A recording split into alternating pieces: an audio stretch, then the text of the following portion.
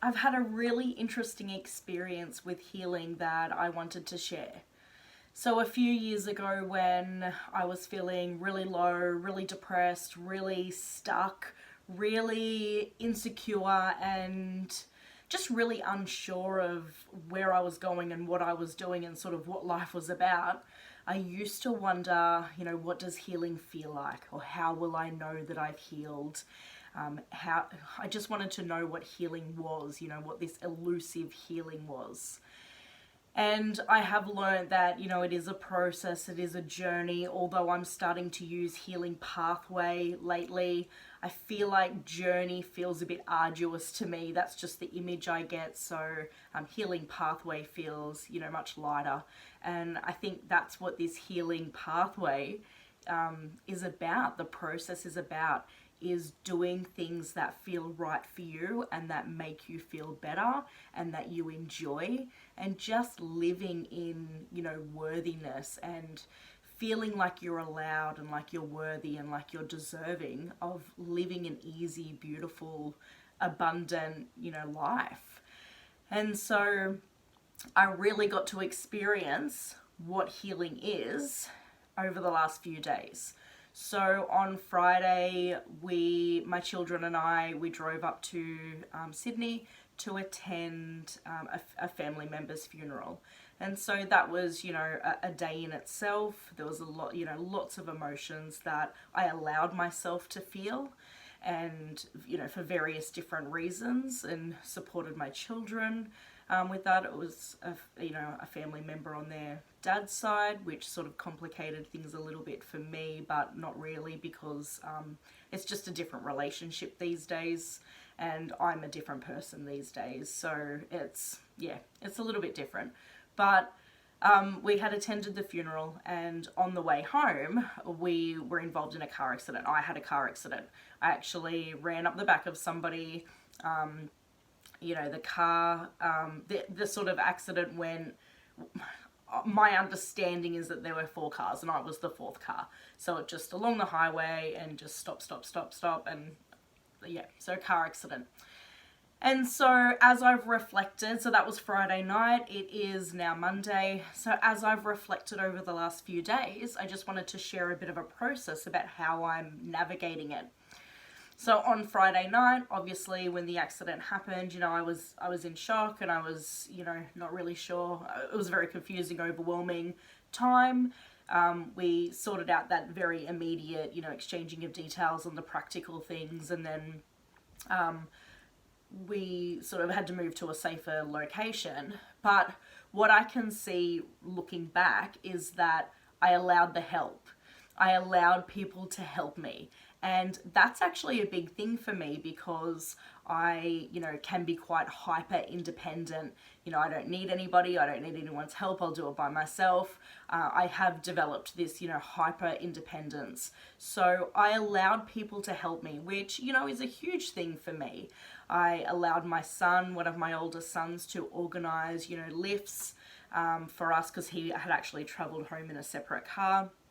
So organising, people that we knew, and reaching out to people for a bit of emotional support, and then that practical support. So I allowed people to help me.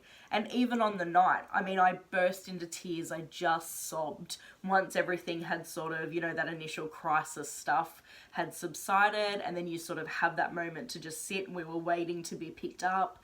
And, it was dark and it was cold and it was quite, emotional, and I cried, and I allowed myself to cry. I allowed myself to be comforted by my beautiful children who were there.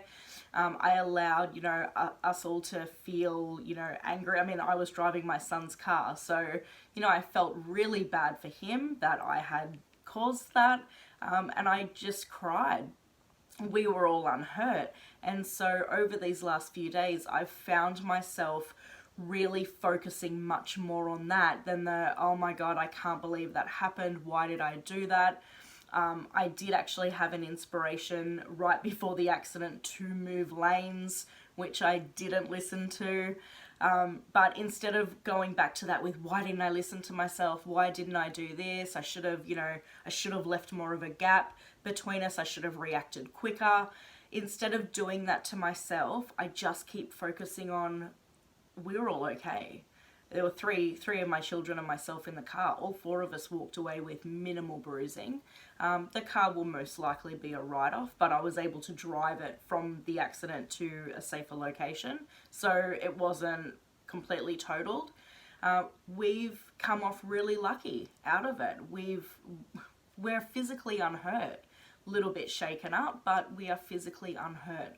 My son had, full comprehensive insurance, so things are underway and being taken care of.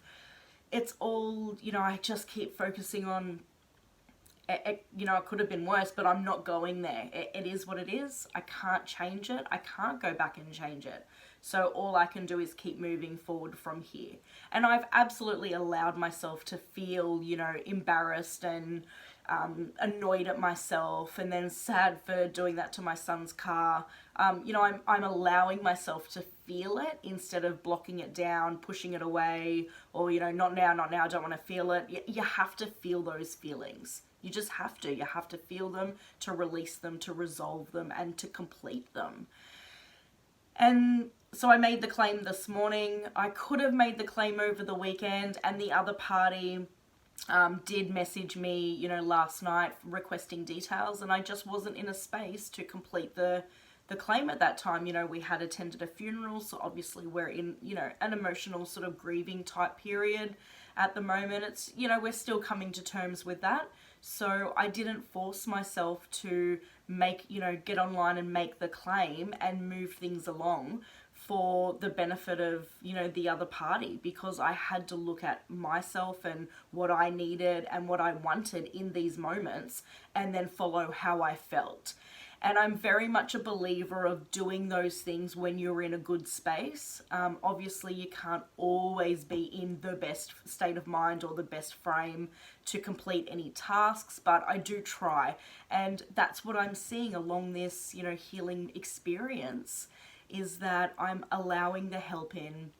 I'm allowing myself to be supported. I'm allowing myself to feel the feelings, but I'm also picking myself up and moving forward. We all make mistakes, we all fall down, we all slip up, but it's how you get back up that matters. And so I'm really quite impressed with the process that I'm taking, but this is the journey of just really knowing who you are, learning who you want to become, and then embodying that, but also believing that you're worthy and deserving, which has been a thing of mine. I've been working a lot on worthiness and, how I have this beautiful life that I want, because I've always been told that, I can't have those things, or I'm not good enough for those things. So there's a few different layers in there that I wanted to share. I am Lisa from Lisa Sanctuary. I am a hypnotherapist who supports people to uncover and understand their limiting beliefs and heal their past traumas, so that you can stop self-sabotaging and become who you really, truly want to be. You are significant because you are, and I love you because you exist.